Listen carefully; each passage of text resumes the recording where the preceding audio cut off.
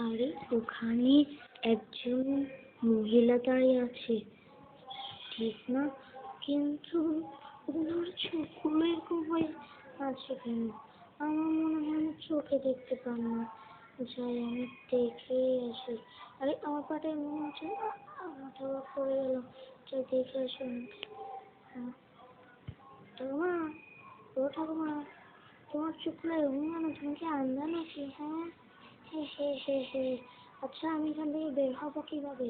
কি বললি তুই? তুই আমাকে আন্ধা বললি কেন? তোকে আমি শেষ করে দিব। আমাকে আজও চিনিস নি। ঠিক আছে। আর তোর মুখ দিয়ে আওয়াজ বের হচ্ছে না কেন? আরে ঠিক তো। আরে আমার কি হচ্ছে? আরে আমি করতেছিলাম, কথা বলতেছি, হাতের সময় যা। এখান দিয়ে আটকে আছে, বাঁচাও। তুই আর বাঁচতে পারবি না।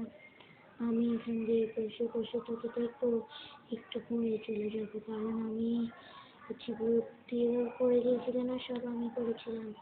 জানিস আমি হচ্ছে ভূত, আমি এখন চলে যাবো। তুই কি করবি? শেষ হ, তুই মরে যাবি, তুই এভাবে সারা জীবন এখানে থাকবি।